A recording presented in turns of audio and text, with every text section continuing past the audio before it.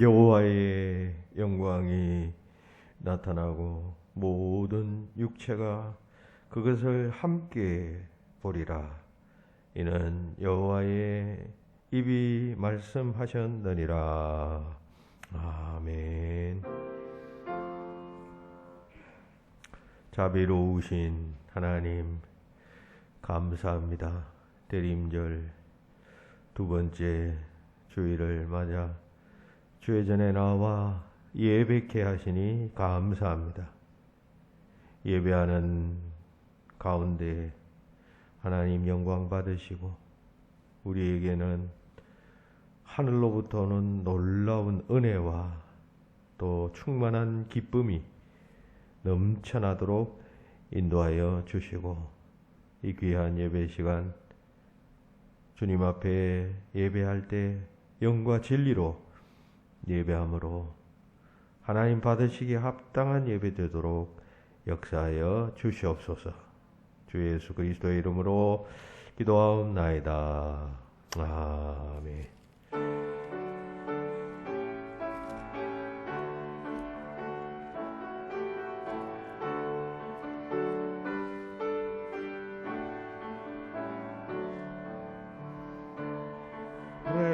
오랫동안 기다린 주님 강림하셔서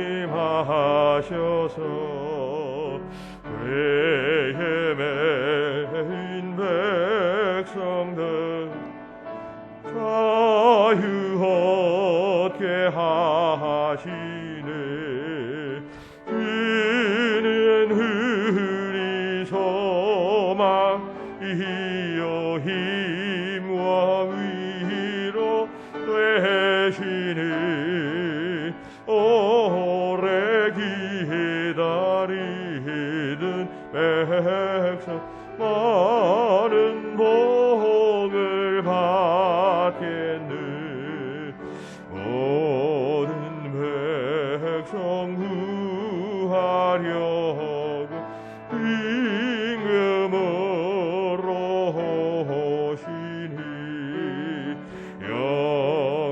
영원토록 우리들을 친히 다스리시네. 외로운 우리 마음 은혜로 서고지고 주의 빛난 보좌 앞에 이르도록 하소서.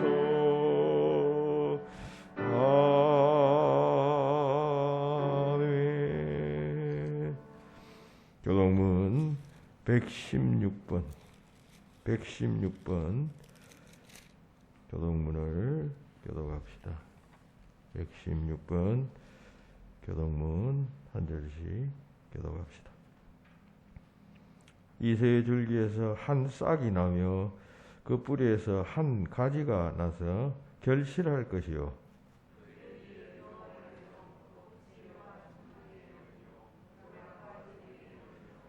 지식과 여호와를 경외하는 영이 강림하시리니 그의 눈에 보이는 대로 심판하지 아니하며 그의 귀에 들리는 대로 판단하지 아니하며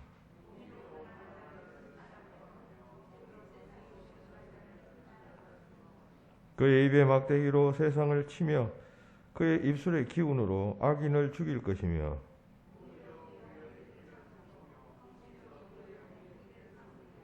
그때의 이리가 어린 양과 함께 살며 표범이 어린 염소와 함께 누우며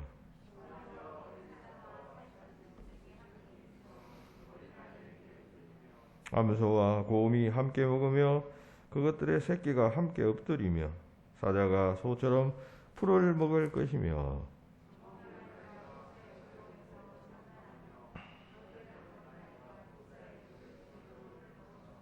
내 거룩한 산 모든 곳에서 해됨도 없고 상함도 없을 것이니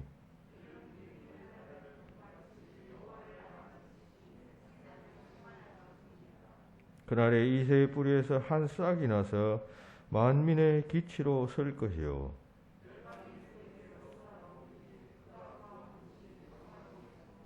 아멘. 고백의 기도를 드리시겠습니다. 하나님,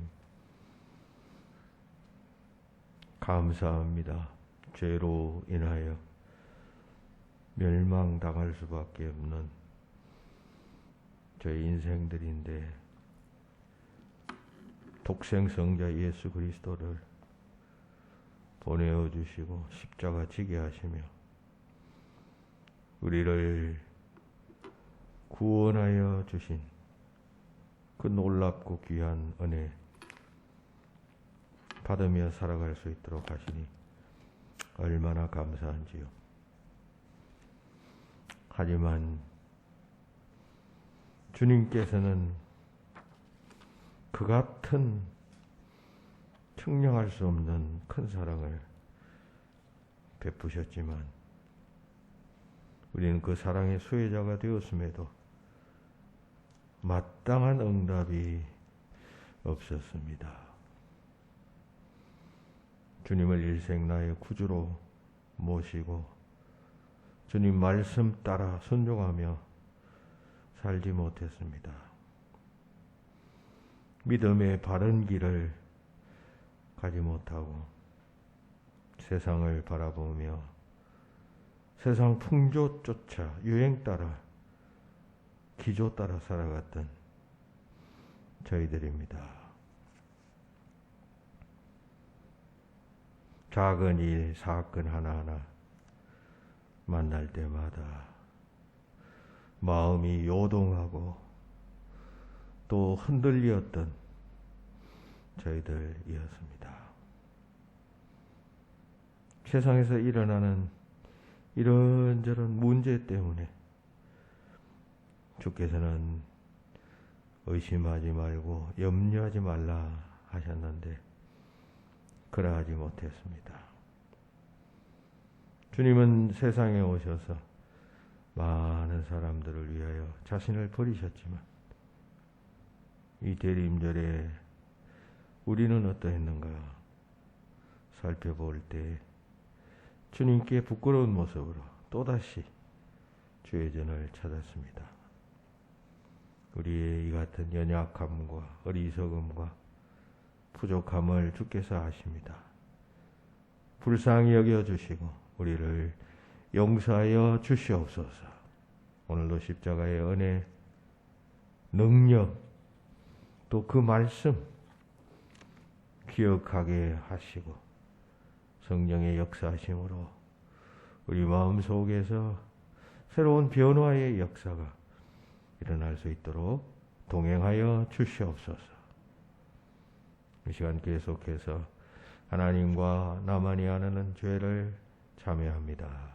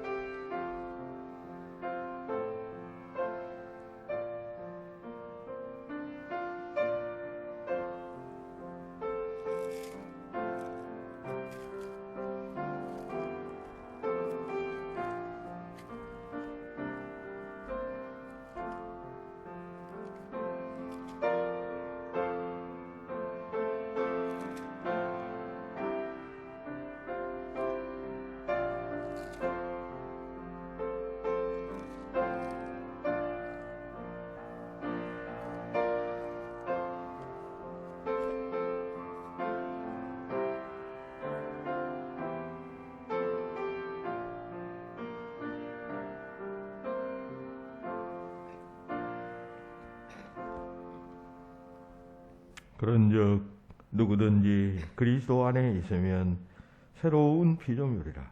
이전 것은 지나갔으니 보라 새 것이 되었도다. 아멘. 나는 전능하신 아버지 하나님 천지의 창조주를 믿습니다. 나는 그의 유일하신 아들 우리 주 예수 그리스도를 믿습니다. 그는 성령으로 잉태되어 동정녀 마리아에게서 나시고 본디오 빌라도에게 고난을 받아 십자가에 못 박혀 죽으시고 장사된 지 사흘 만에 죽은 자 가운데서 다시 살아나셨으며 하늘에 오르시어 전능하신 아버지 하나님 우편에 앉아 계시다가 거기로부터 살아있는 자와 죽은 자를 심판하러 오십니다. 나는 성령을 믿으며 거룩한 공교회와 성도의 교제와 죄를 용서받는 것과 몸의 부활과 영생을 믿습니다. 아멘. 예, 이어서 신명희 권사님 기도하겠습니다. 오늘도 거룩하고 복된 주일 하나님께 예배하게 하심을 감사드립니다. 특별히 오늘은 교회 창립을 기념하는 주일로 드리게 하심을 감사를 드립니다. 하나님의 섭리와 계획을 통하여 우리 청강교회를 불광동 이곳에 세우시고 은혜 가운데 지금까지 49년 동안 인도하신 하나님 참으로 감사를 드립니다. 이제 우리 교회가 새로운 시대를 맞이하여 비전과 가치관을 가지고 복음과 진리에 매진하며 성령에 의해 주도되는 교회가 되기를 원합니다. 온 성도들이 한마음으로 하나님 나라를 위해 헌신하며 우리에게 맡겨진 일들을 충성되이 잘 감당하는 삶이 되기를 기도합니다. 교회 창립주일을 맞아 우리 교회가 이 지역 속에서 더욱더 우뚝 서는 교회가 되어서 소금과 빛의 역할을 능히 감당하게 하시고 영적 전쟁 속에서 거룩한 용사되어 승리하게 하여 주시옵소서. 특별히 담임 목사님을 기억하시고 영육간에 더욱더 강건함을 허락하여 주시옵소서. 능력 있는 말씀이 선포가 되어지게 하시고 살아계신 하나님을 향한 열정으로 타오르게 하여 주시옵소서. 이 시간 말씀을 선포하실 때에 담임 목사님과 함께 하셔서 오늘 이곳에 모인 우리 모두가 들어야 할 하나님의 말씀이 선포되어 줄 수 있게 하시고 그 말씀을 듣는 우리가 네 주님 그렇게 하겠습니다 하고 결단하며 살아가는 우리가 될 수 있게 인도하여 주시옵소서. 이 시간 신령과 진리로 예배할 때에 하나님께만 영광 돌리는 귀한 시간 되게 인도하여 주시옵소서. 예수님의 이름으로 감사하며 기도드립니다. 아멘.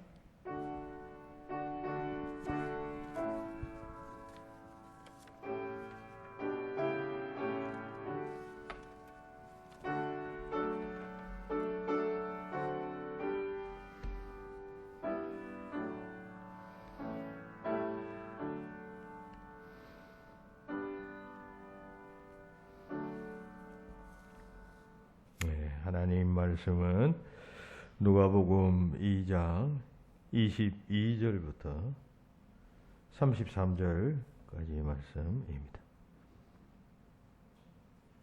누가복음 2장 22절로 33절까지의 말씀을 제가 봉독하겠습니다. 모세의 법대로 정결 예식의 날이 참에 아기를 데리고 예루살렘에 올라가니 이는 주의 율법에 쓴 바 첫 해에 처음 난 남자마다 주의 거룩한 자라 하리라 한 대로 아기를 죽게 드리고 또 주의 율법에 말씀하신 대로 산비둘기 한 쌍이나 혹은 어린 집비둘기 둘로 제사하려 함이더라. 예루살렘에 시몬이라 하는 사람이 있으니 이 사람은 의롭고 경건하여 이스라엘의 위로를 기다리는 자라. 성령이 그 위에 계시더라. 그가 주의 그리스도를 보기 전에는 죽지 아니하리라 하는 성령의 지시를 받았더니 성령의 감동으로 성전에 들어가매 마침 부모가 율법의 관례대로 행하고자 하여 그 아기 예수를 데리고 오는지라. 시몬이 아기를 안고 하나님을 찬송하여 이르되 주제여 이제는 말씀하신 대로 종을 평안히 놓아 주시는도다. 내 눈이 주의 구원을 보아사오니 이는 만민 앞에 예비하신 것이요 이방을 비추는 빛이요 주의 백성 이스라엘의 영광이니이다 하니 그의 부모가 그에 대한 말들을 놀랍게 여기더라. 아멘.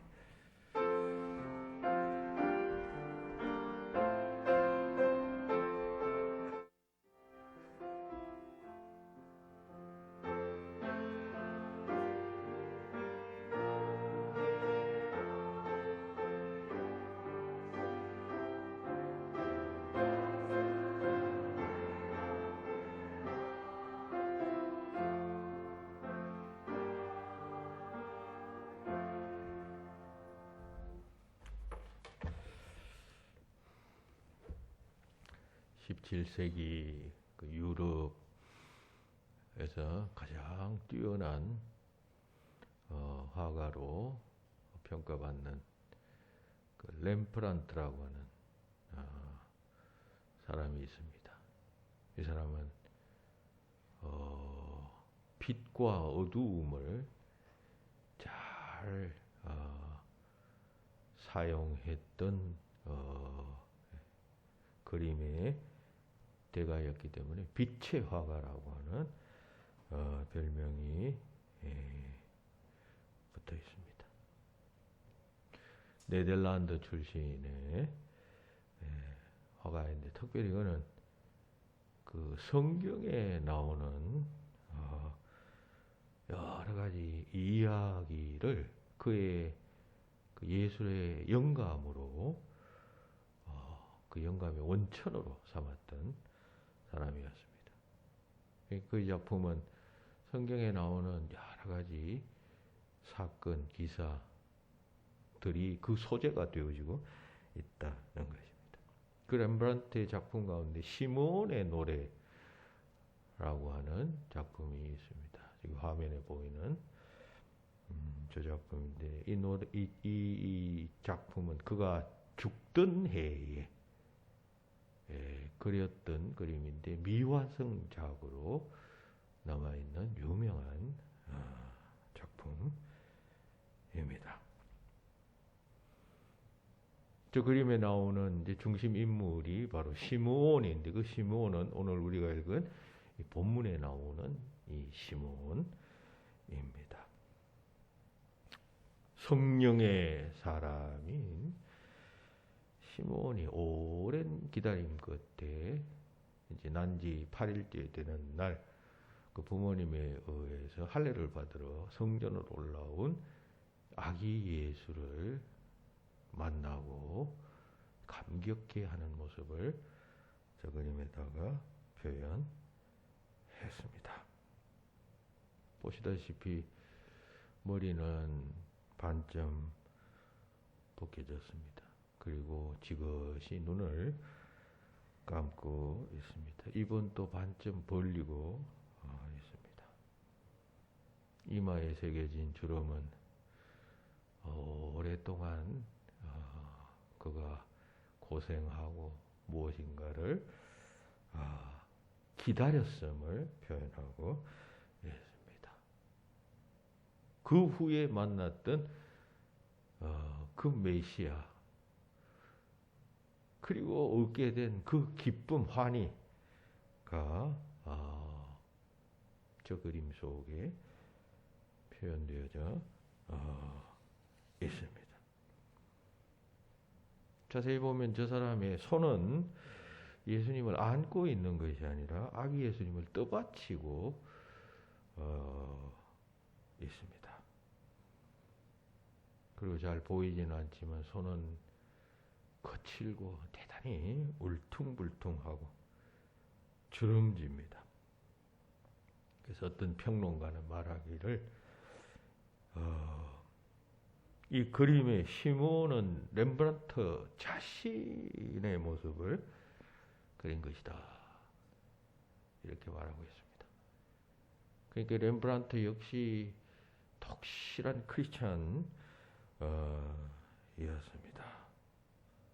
그 종교적 신앙심을 바탕으로 성경에서 많은 소재를 취해서 많은 작품들을 썼는데 이 시몬의 노래가 바로 그 중에 하나입니다. 시몬이라는 이름의 뜻은 하나님이 들으셨다라고 하는 뜻입니다. 근데 우리는 이 시몬을 누가복음에만 나오는 그냥 거의 무명의 인물처럼 여기는데 이 시몬의 아버지는 이 당시 당대의 최고의 랍비, 유대 나라의 가장 위대한 랍비였던 힐렐이라는 사람의 아들이었습니다. 그러니까 이 시몬의 아버지가 그런 힐렐이었다는 것입니다. 우리가 잘 아는 대로 사도 바울은 가말리엘 문화생이라고 하잖아요. 그래서 사도 바울은 그 율법 선생이 즉 랍비가 가말리엘이 있는데 이 가말리엘이 바로 그 힐렐의 아들이었습니다. 그러니까 시므온과 이 가말리엘은 다윗의 대스승인 가말리엘은 형제가 아니었다.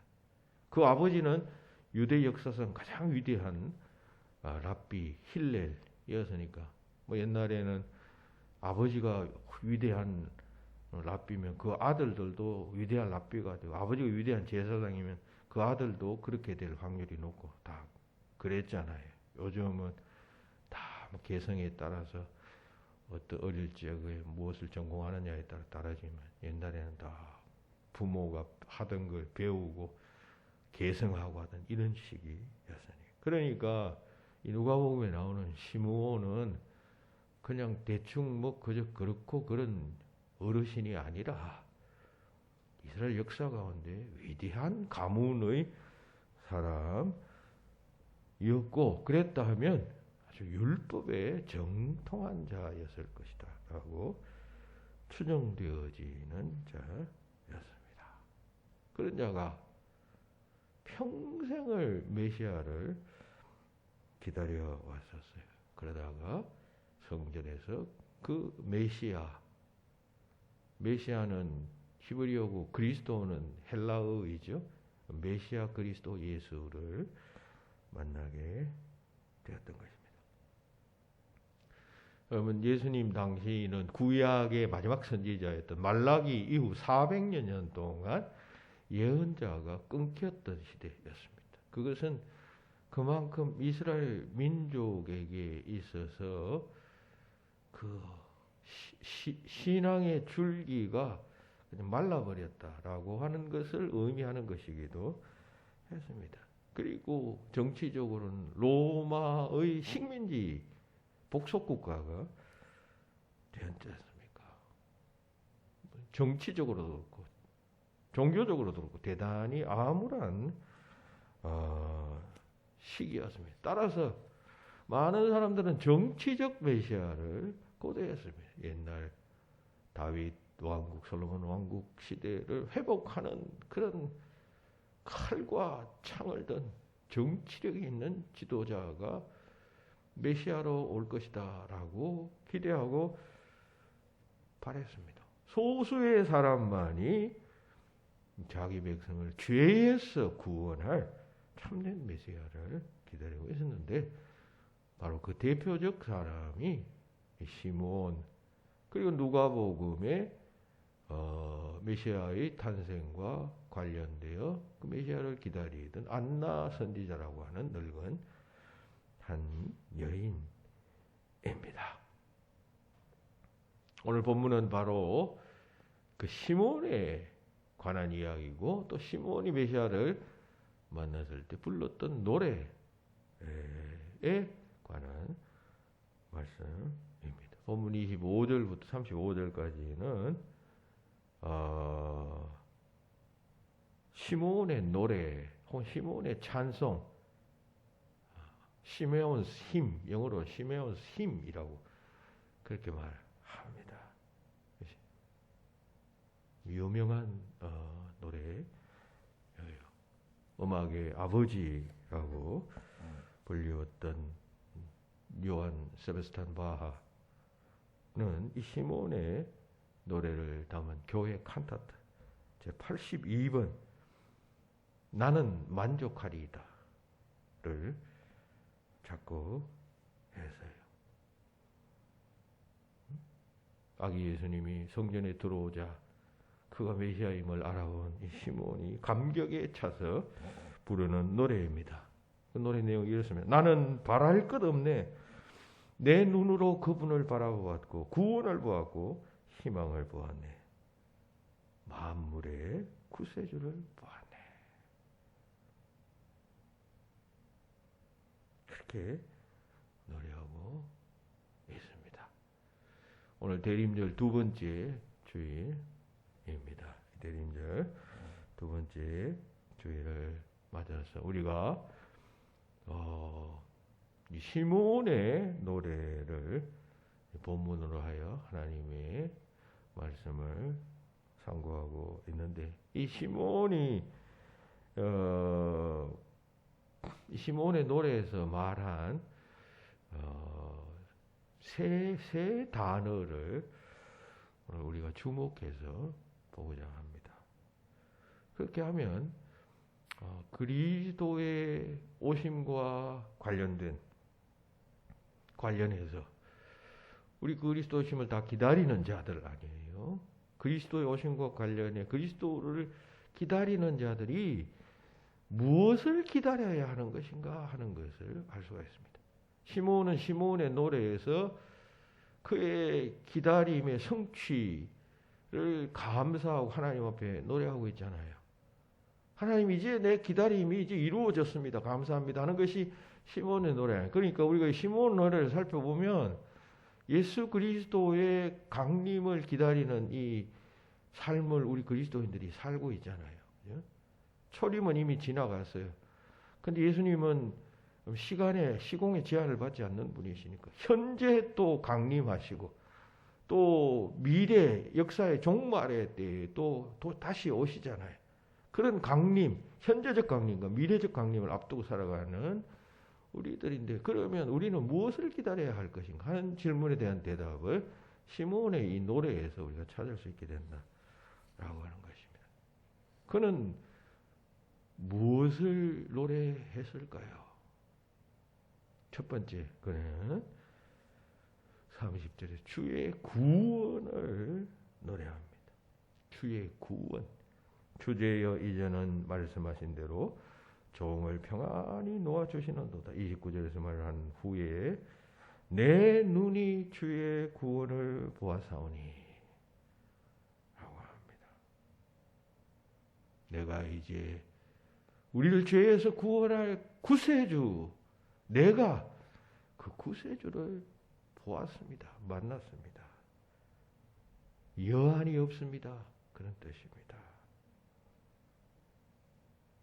예수라고 하는 이름의 뜻은 죄에서 구원할 사람이라는 뜻입니다. 이 이름은 뭐 그냥 예수님의 부모였던 요셉과 마리아가 정해준 것이 아니라 천사가 나타나서 그 이름까지 이렇게 하여라라고 계시해 준 것입니다. 마태복음에 보면 예수 탄생하시기 전에 주의 사자가 요셉에게 나타나서 마리아와 혼인하기를 두려워하지 말라 하면서 마리아에게서 태어날 아기는 성령으로 잉태된 것이고 그 아이의 이름을 예수라 하라. 이름까지 지정해 주셨어요. 그리고 이 천사는 그 예수라고 하는 단어의 이름 뜻을 밝혀주기까지 합니다. 이는 그가 자기 백성을 그들의 죄에서 구원할 자이심이라 하고 했습니다. 우리나라 사람이나 유대 사람이나 다 이름의 의미와 뜻을 가미하는 민족이에요. 그죠? 여러분들 다 이름 다 가지고 있는데 그 이름 여러분들의 뭐 부모님이나 할아버지 할머니 혹은 뭐 장명가들이 지어줄 때 그 이름 뜻 없이 지어주는 경우는 거의 없습니다. 다 뜻이 있어요. 우리 한국 사람의 이름은. 그렇죠? 유대인은 더더욱 그랬습니다. 그 이름 속에는 네가 앞으로 이런 사람이 되라 혹은 뭐 이렇게 살라 그 뜻이 있어요. 그러니까 그 이름 보면 그 사람의 부모가 어떤 사람인지 한 50% 정도는 추정 가능합니다. 혹은 그 이름 보면 그 사람의 삶이 어떤가 하는 것이 거의 반쯤은 추정이 가능합니다. 그렇게 살라 했으니까 그렇게 교육시켰을 것 아니에요. 부모들이. 그 바람이 자식 교육에 영향을 미쳤을 것 아닙니까?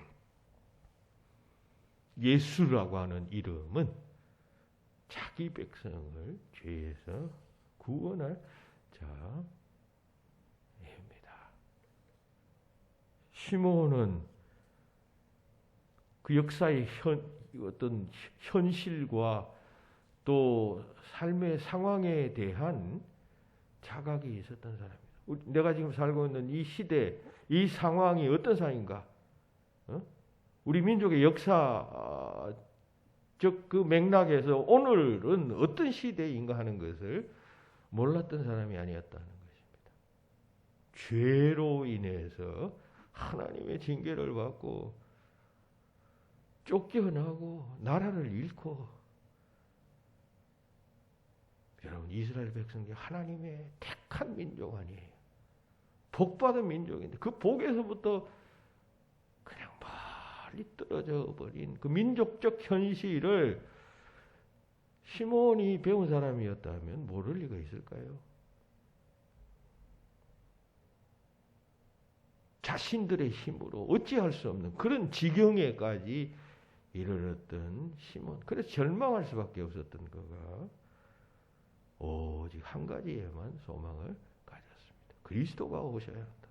메시아가 오셔서 이 죄와 절망의 문제를 해결해 주셔야 한다라고 생각을 했던 것입니다. 인간은 원래 하나님의 복받은 민족, 복받은 자들이었어요. 그런데 죄가 들어왔죠. 하나님의 관계가 절연되고 죄와 더불어 먹고 마시며 살아갑니다. 자기가 죄 속에 있는지도 알지 못하고 노동하고 수고하고 고통받으면서도 여러분 그 의미를 모르고 살아가는 존재가 되어지고 말았습니다. 마치 여러분 저 시골에 가면 무슨 돼지 키울 때 돼지들이 우리 사람의 모습, 사람이 볼 때는 막 그 더러운 데서 막 뒹굴며 오물 속에서 사는 것을 우리 사람들이 보면 참 불쌍하게 생각되죠. 그런데 돼지들은 즐거워요. 그 안에서 막 재밌게 뒹굴고 완전 꽥꽥 소리 지르면서 뭐 개걸스럽게 먹습니다. 몰라요. 우리 인간의 모습이 하나님 보실 때, 하나님 입장에서 보시면 그럴 것이다 라고 하는 생각입니다. 그러니까 하나님께서, 그 사랑의 하나님께서 이런 인간들, 내가 창조한 내 형상을 닮은 이 존재들을 그냥 내버려 둘 수가 없다 해서 구원하시기 위하여, 그 죄에서 건져내시기 위하여 예수 그리스도를 보내시고, 예수 그리스도는 하나님께 종속된 인물이 아니라 하나님 그 자신이에요. 우리가 예수님은 하나님의 아들 하니까 하나님께 종속된 분으로 생각하는데 삼위일체의 개념은 그런 개념이 아니에요. 하나님 자신이 인간의 모습으로 오시고 십자가를 지시고 죄의 제물이 되시고, 죄는 대가를 치러야 죄에서부터, 죄의 속박에서부터 벗어나잖아요. 그런 이치로 대신 십자가에 달려 돌아가셨습니다. 그런 구원자로 오시는 그리스도를 시몬은 찬송하고 노래했던 것입니다. 대림절은 그런 목적으로 오신 예수 그리스도를 바르게 영접하는 절기입니다. 기다리는 절기입니다. 그러니까 여기에는 인간의 죄, 나의 죄라는 것이 얼마나 심각한 것인가 하는 자각이 있어야 하고, 그리고 그 인간의 심각한 죄, 나의 심각한 죄가 믿음으로 말미암아 일시에 그냥 뒤바뀌어버리는 놀라운 신적 역사에 대한 확신과 믿음 또한 우리에게 있어야 합니다. 사람은 이렇게 할 수가 없어요. 한순간에 믿음으로 모든 것이 180도 달라지도록 할 수 있는 것이 이 땅에 뭐 어떤 것이 있나요? 여러분, 이 일을 위하여 주님께서 세상에 오셨다는 사실을 잘 알고 죄가 주는 절망 다 경험하셨을 것입니다. 다 세상 어떤 방법으로든지 해결이 불가능한 뭔가 찜찜한 나름대로 뭔가 어떤 식으로 해결해 봐도 해결되지 않는 그런 경험들을 다 하셨을 것입니다. 시몬은 그 인간의 절망 속에서 그 절망의 문제를 해결하실 분으로 오신 그리스도를 만나고 감격했던 것입니다. 우리도 그런 주님, 죄에서 우리를 구원하실 그리스도를 기다리고 영접하는 절기로 이 대림절을 맞이해야 할 것입니다. 두 번째 주목하는 바는 시몬의 이 시에서 예수님을 이방을 비추는 빛에다가 비유했습니다. 이방을 비추는 빛. 31절, 30절 그렇게 말하죠. 이는 만민 앞에 예비한 것이요 이방을 비추는 빛이요. 시몬이 어린 예수님을 만나자 이방을 비추는 빛이다 이렇게 말하고 있습니다. 그럼 성경 많은 곳에서 하나님을 혹은 예수님을 빛에다 비유하신 것은 다 아시죠? 요한복음에서는 하나님은 빛이라 그에게는 어두움이 조금도 없다. 요한복음 8장 20절에서는 스스로 예수님께서는 나는 세상의 빛이니. 요한복음 1장 9절 10절에서는 이게 사도 바울이 사도 요한이 한 말인데 참 빛 곧 세상에 와서 각 사람에게 비추는 빛이 있었다. 예수님을 빛에다 비유하셨습니다. 지금 시몬도 아기 예수님을 빛에다 비유하고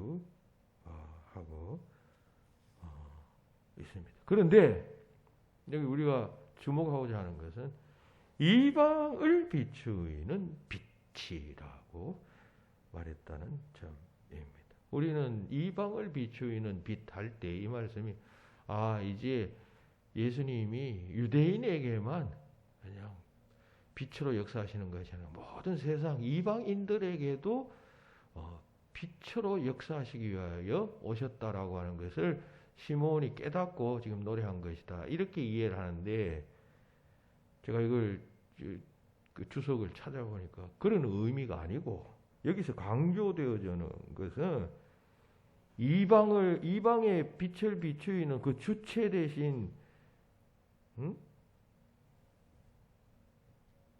그 원주체는 그리스도 아니겠어요? 이방의 빛을 비추인 자는 그리스도인데 그러면 이방의 빛을 비추이도록 하는 역할을 하는 자가 누구냐 할 때 그 빛을 그 이방에 가져다 주고 비치게 하는 그러한 역할을 하는 자들이 있을 것 아니에요? 그 누구예요? 제일 처음에 복음은 하나님은 선민 이스라엘을 통해서 나타났잖아요. 그 이스라엘 제사장 나라라고 말하죠. 결국 그것은 유대인이다 말이죠. 처음 하나님의 빛을 받은 유대인을 통하여 이방에 나가서 빛의 반사체가 되어서 그 빛을 이방 땅에 비추어 주도록 하는 그 빛의 주체가 강조되어진 말씀이라고 하는 것입니다. 그 빛을 비추게 하는 반사체가 이방 땅에도 이 빛을 비추게 할 것이다. 이런 노래를 시몬이 부르고 있다는 것입니다. 신학자 리차드 호슬리라고 하는 사람이 쓴 크리스마스의 해방이라는 책에서 이렇게 말하고 있습니다. 시몬의 노래가 초점을 맞추고 있는 것은 저 바깥에 있는 다른 나라 사람이 아니라 바로 여기에 있는 이 백성이라는 것이다. 무슨 말인지 아시겠죠? 제가 이야기했죠. 그냥? 여기서 이방의 빛을 비춘다. 여기서 이방이 그 빛을 받아서 그냥 밝아지게 될 것이다. 그 점을 시몬의 노래가 강조한 것이 아니라 누가 가서 그 이방의 빛을 비추어야 거기 이방에서 빛이 그냥 환하게 될 것 아니에요. 그러니까 가서 그 빛을 비추는 이 백성 가까이 있는 먼저 들은 복음을 먼저 듣고 그리고 구원의 율법을 먼저 들었던 그 백성이 그 역할을 감당할 때 그러한 역사가 일어난다라고 하는 점을 강조하는 것이다. 그런 것입니다.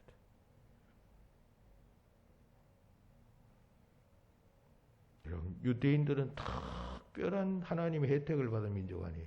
선민이라고 그랬잖아요. 그러면 그 선민은 그냥 뭐 특권으로 끝나면 여러분 그게 아니죠. 선민으로 택해 줬었으면 거기에 따른 책임과 의무 여러분 반드시 수반됩니다. 사명. 그래서 특권을 주는 것이에요. 우리가 하나님께로부터 여러분 구원받았다, 택함 받았다는 것을 감사한다 할 때 그냥 아무 뜻 없이 그냥 내가 그냥 여러 사람 중에 떡볶이 하듯이 그냥 탁 뽑혀가지고 내가 선민이 되었다. 여기에만 만족하고 앉아있으면 안 된단 말이죠. 하나님께서 어떤 사람을 택하실 때는 그 특권과 함께 사명을 주시고 그리고 희생하라 하시고 무엇인가 의미 있는 일을 하도록 하신단 말이죠. 그래야 그 빛이 하나님의 빛이 이방 땅 구석구석 빛이 들어가지 않는 곳까지 갈 수 있지 않나요?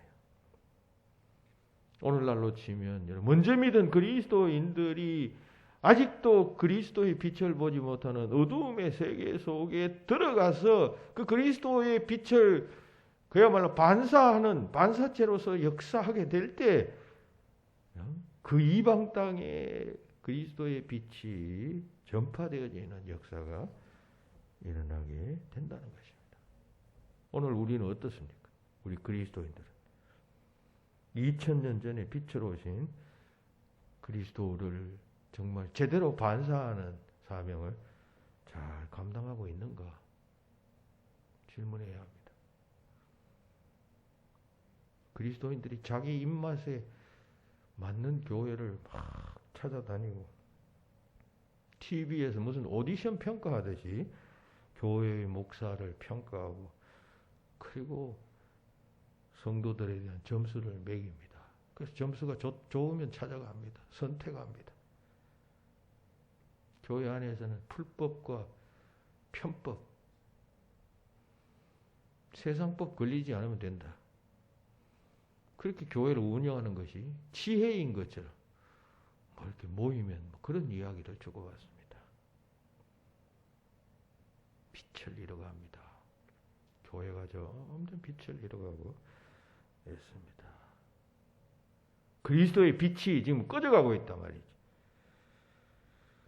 이 시몬의 노래는 빛의 자녀된 그리스도인들이 빛의 자녀처럼 역사해야 하고 결단해야 함을 노래하고 있는 것이에요. 우리가 정신 차려야 됩니다. 그리스도인다운 삶을 살아가야 합니다. 빛의 자녀로서 세상에 빛된 사명, 빛된 자녀로 살아가야 합니다. 그리스도인 한 사람이 있으면 내 주변에 동네에 내 아는 아파트에 저 사람은 참 반듯한 삶을 사는 사람이다. 모범적인 삶을 사는 사람이다. 그 사람 앞에서 그냥 고개가 숙여지고 나도 저 사람처럼 살아버려요. 이렇게 돼야 됩니다. 그런데 그리스도인들이 세상 사람들 뺨친다 그래요. 그냥 아주 그냥 뭐라 그러죠? 그걸? 아주 겉모술수가 세상 사람들을 뺨친다고 했어요. 그리고 교회 와서는 주야 회개하고는 아무 일 없었다는 듯이 여러분 그렇게 살아가면 되겠어요? 삶의 현장에서 바르게 살아야 합니다. 잘 비추어야 합니다. 이방의 빛을 비추기 위해서는 여러분 그 반사하는 거울이 그냥 반짝반짝해야 하잖아. 더럽고 하면 빛이 잘 반사되겠어요. 그런 노래를 시몬은 부르고 있고 세 번째 이스라엘의 영광이라는 단어를 32절에서 사용하고 있습니다. 시몬은 아기 예수님을 만난 후에 주의 백성 이스라엘의 영광이니이다 말합니다. 영광이죠. 유다 민족 가운데 메시아가 오셨으니까 그건 이스라엘의 영광이죠. 이스라엘 민족 사회에 있어서 그건 그 어떤 시대 그 누구와 비교할 수 없는 영광의 존재로서 그리스도께서 오신 것이니까 그건 민족의 영광이죠. 가문의 영광 아니 가문의 영광이란 말씀입니다만 시므온은 그걸 소망했었다. 그러니 이스라엘이 영광을 회복할 때를 소망하고 있었던 것입니다. 여러분 이 시므온 당시에 이스라엘 민족의 형편과 처지를 한번 살펴보십시오. 이스라엘은 솔로몬 다윗 시대 때 가장 전성기를 구가했습니다. 그런데 그 후로 타락하고 쇠퇴하고 망하기 시작했습니다. 솔로몬 왕 아들 로보암 시대 나라가 남북으로 갈립니다. 그리고 북왕국은 이스라엘이라고 했어요. 북왕국 이스라엘은 아수르에 의해서 멸망당합니다. 그리고 한 150년 후에 남왕국조차도 바벨론 제국에 의해서 멸망당합니다. 그 다음부터 나라가 없어져 버렸어요. 그 후에 뭐 포로에서 돌아와서 옛 영토는 조금 수복합니다만 주권은 거의 없었어요. 그 후에 여러분 이 나라는 또다시 페르시아에 의해서 그리고 로마 제국에 의해서 여러분 속국이 되고 나라에 주권이 없었어요. 여러분 국가가 국가 되려면 뭐 영토, 주권, 또 하나 국민 이 세 가지 요소가 있어야 하잖아요. 땅은 있어요. 이스라엘은 땅은 있지만 주권이 없어요. 주권. 그러니까 여러분 그런 예수님 당시엔 그런 시대였고 그 후에 2000년 동안 여러분 영토 없는 민족으로 온 세상을 떠돌아다니는 민족이 유대인이었는데 이게 여러분 그냥 있었던 일이라고 볼 수가 없어요.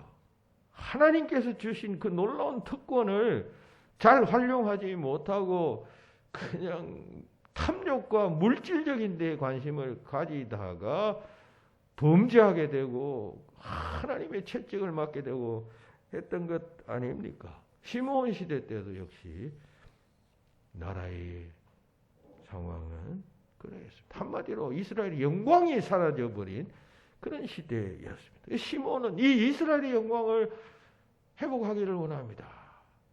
그는 애국자였었고 배운 자였으니까 충분히 그랬을 것입니다. 그리고 메시아를 보자.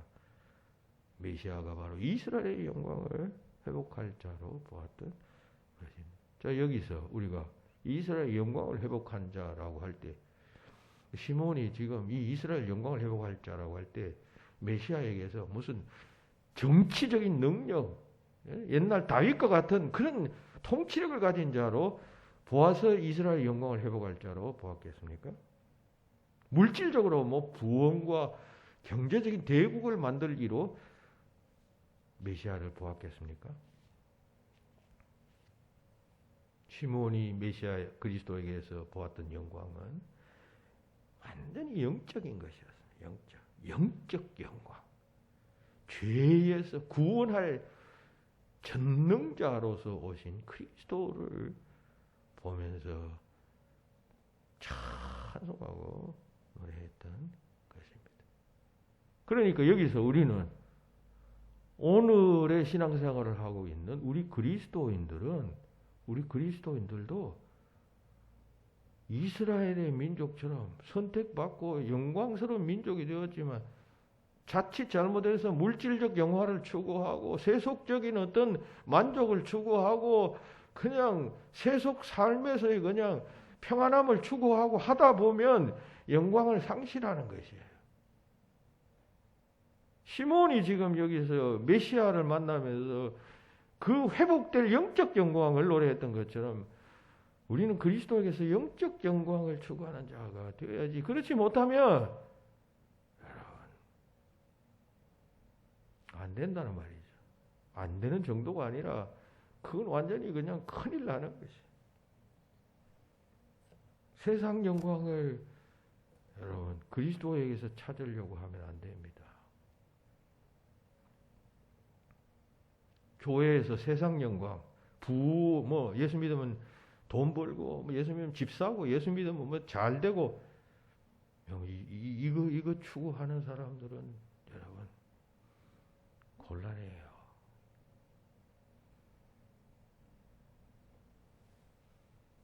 영적 영광을 구해야 합니다. 미국의 유명한 신학자의 목사인 마이클 호든이라는 분이 쓴 화면에 나오죠. 미국제 복음주의를 경계하라라고 하는 책이 있어요. 그럼 그 책에서 오늘날 미국의 이 번영주의적 복음주의가 지니고 있는 8가지 문제점을 지적했어요.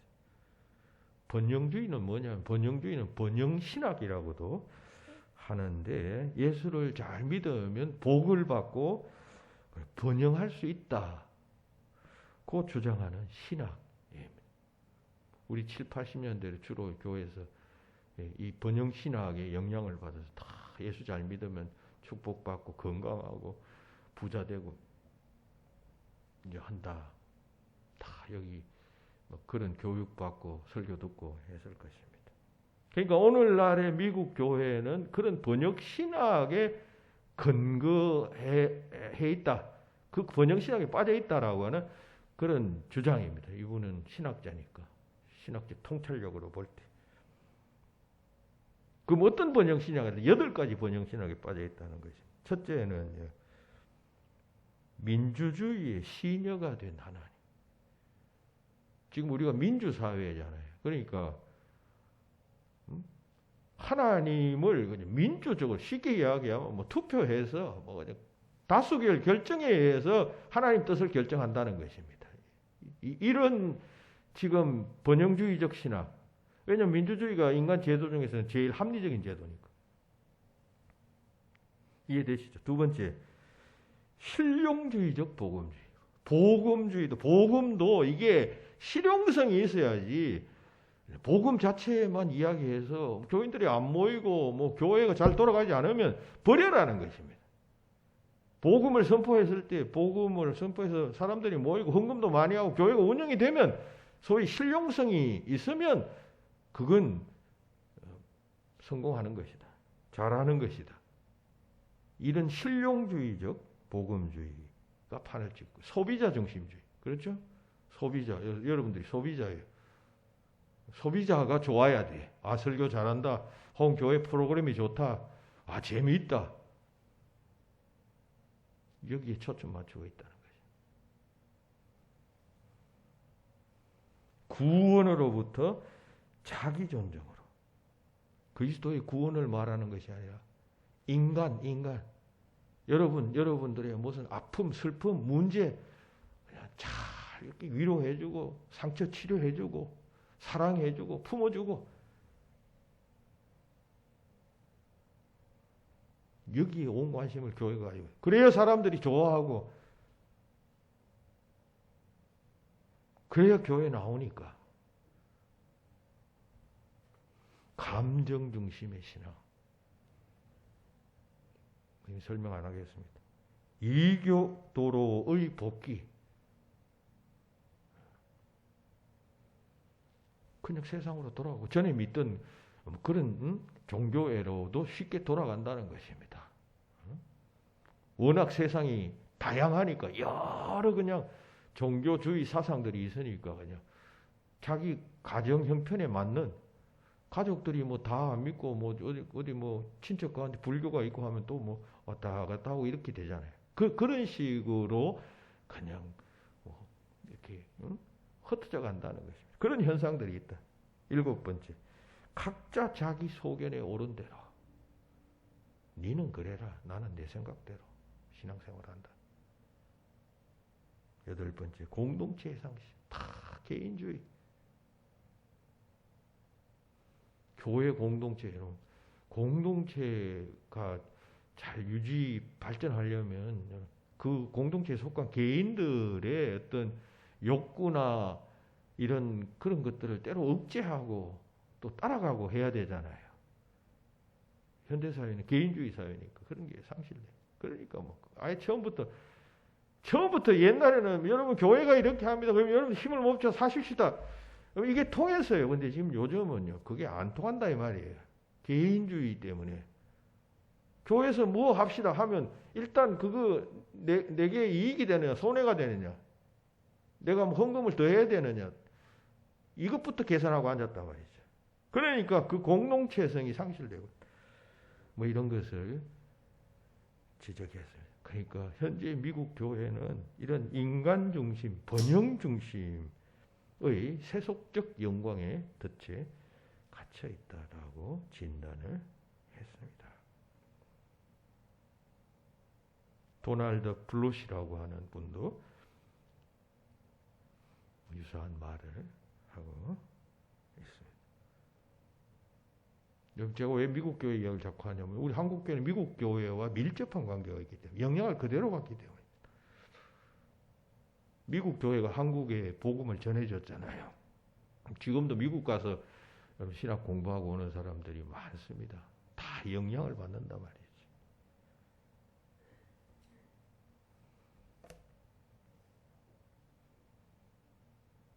하나님의 영광을 구하는 것이 아니라 자기의 영광을 구합니다.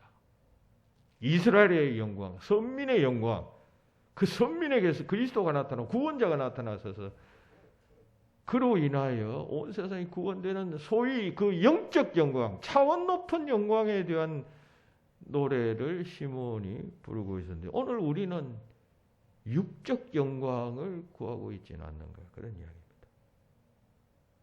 그저 내 삶 잘 되고 복 받고 부자 되고 병 안 들고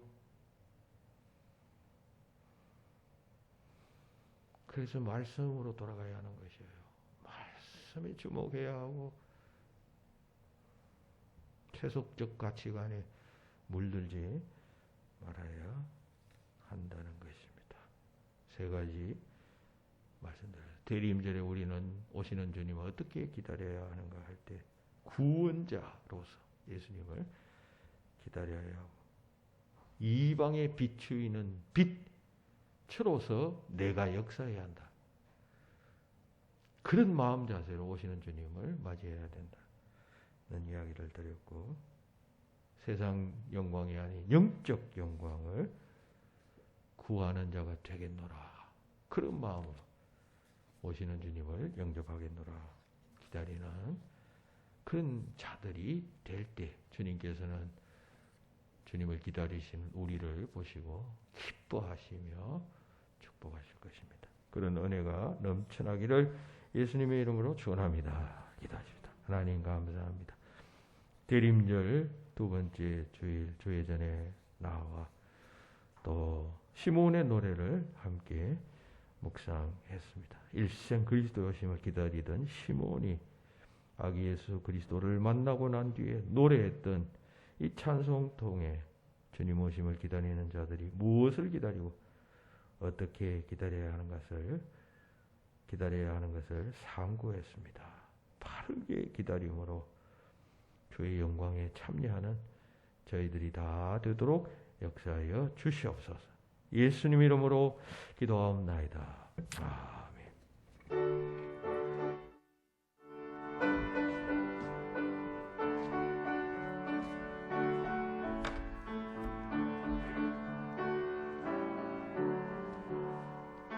몸의 소망 무게 내가 드리 주 예수는 이리 주 예수밖에 이들이 아주 없도록 주 나의 반석이시니 어휘에 내가 서리라 어휘에 내가 서리라 무섭게 바람 부는 밤 물결이 높이 설레 이리 주 거시는 오방에 다 즐거운 주 나의 반석이시니 어휘에 내가 서리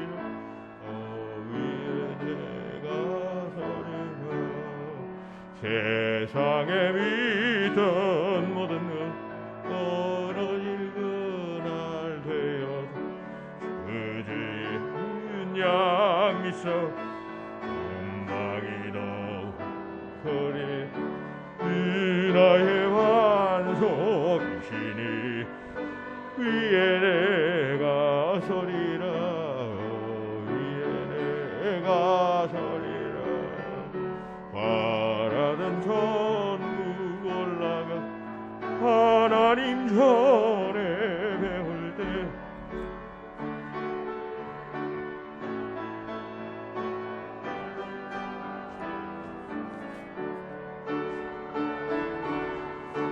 이신이 내가 서리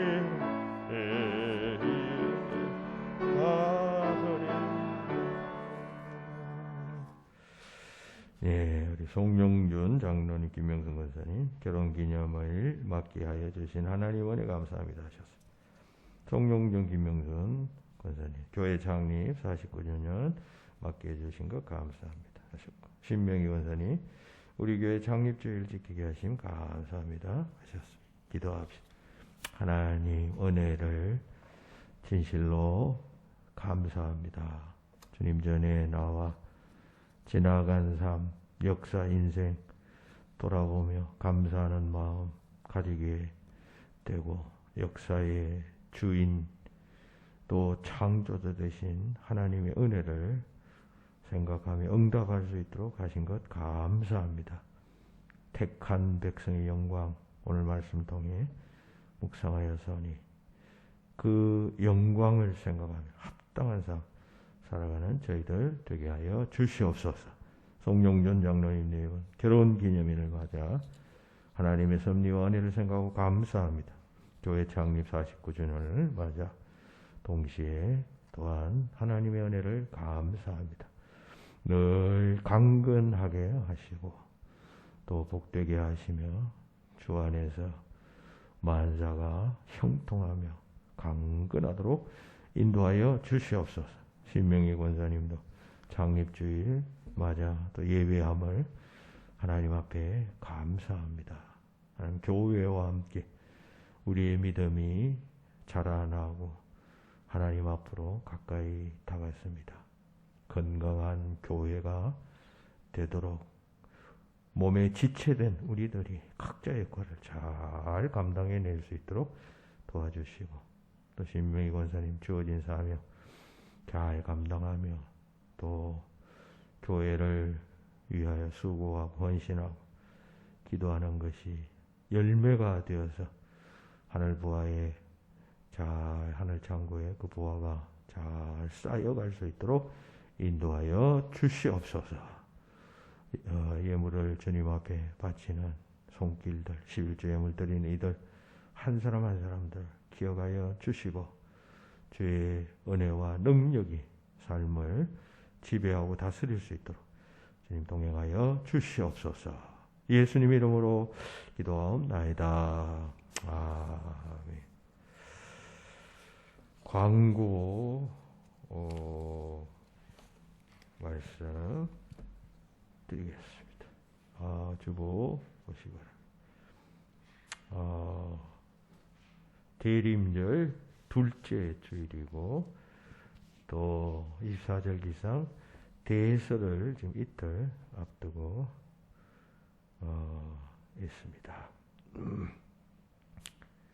대림절의 의미 다시 한번 새기고요. 그리고 오늘은 동시에 우리 교회가 창립 49주년을 기념하는 주일입니다. 주보에 써놓았습니다만 지금으로부터 49년 전 1972년 12월 8일 날 양북주 목사님 비롯한 12명 12명이 불광동 17-522번지 소재의 가발 공장 건물 18평을 새로 얻어서 대언교회라는 이름으로 시작했다가 이듬해 청광교회라는 이름으로 개칭을 하고 서북로에 소속이 되어지게 됩니다.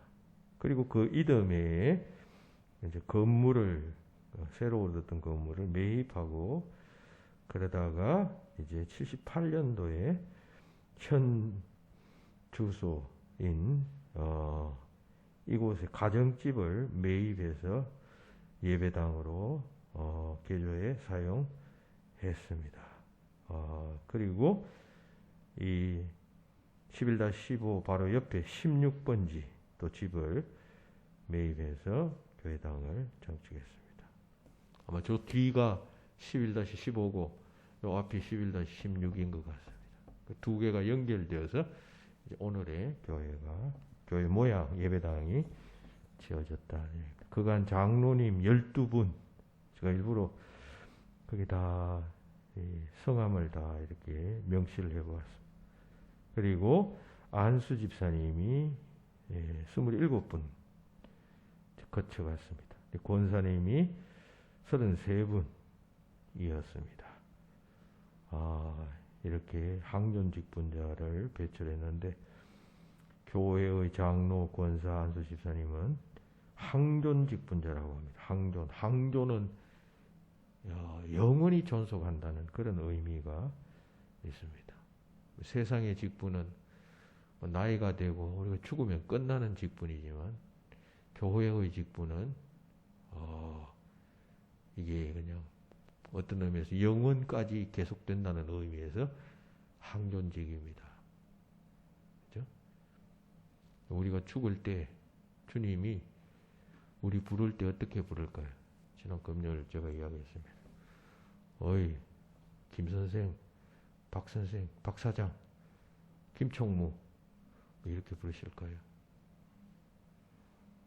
김 집사, 박 권사 세상에서 열심히 했는가? 이렇게 아마 물으실 것입니다. 소중하게 직분을 소중하게 생각하고 그 교회에 항존 직분자로 부름받았으면 제주도로 이사가지 않는 한 여러분 그 교회에 일생 동안 죽을 때까지 나와서 섬겨야 하는 것입니다. 오늘 이 세대는 그런 일꾼들이 많이 부족한 것 같습니다. 꼭 그 직분의 소중함을 생각하고 충성하시기 바랍니다. 지난 월요일 우리 구현민 집사님의 모친인 장준자 권사님이 별세하셨습니다. 우리가 교회에서 위로의 차원에서 함께 가서 위로했습니다마는 애도의 뜻을 나누지 못한 분들은 함께 애도하시기 바랍니다. 교회 창립주일을 맞아서 준비한 선물을 나가실 때 받아가시기 바랍니다. 제가 쓴 16번째 책과 또 우리 교회의 그 달력이 또 나왔습니다. 받아가시고 또 오늘 전영임 집사님이 마스크 또 이렇게 사오셨어요. 그것도 받아가시고 김검준 구현민 집사님 댁에서 떡을 또 제공하십니다. 몇 가지죠? 4개. 이야, 계산 빠르네. 4가지 빠짐없이 잘 받아가시기 바라겠습니다. 그리고 창립주일을 맞아서 우리 이선혁 권사님, 조홍식 집사님 가정에서 강당꽃 봉헌하셨고 이 앞에 포인세티아 크리스마스 때 장식하는 꽃 이것까지 합쳐서 이렇게 봉헌하셨습니다. 감사합니다.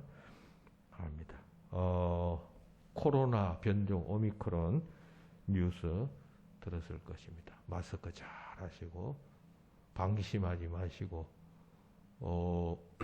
우리도 코로나로 전환돼서 요즘 뭐 사람 만나는데 아무런 끄리낌 없이 하시는데 더 조심하시고 주의하시기 바랍니다. 그리고 추가 접종 60 넘으신 분들은 아마 다 예약하셨을 것입니다. 3차 접종까지 다 받을 수 있기를 바랍니다. 스스로 자기를 보호하고 지켜야 합니다. 기도하시겠습니다.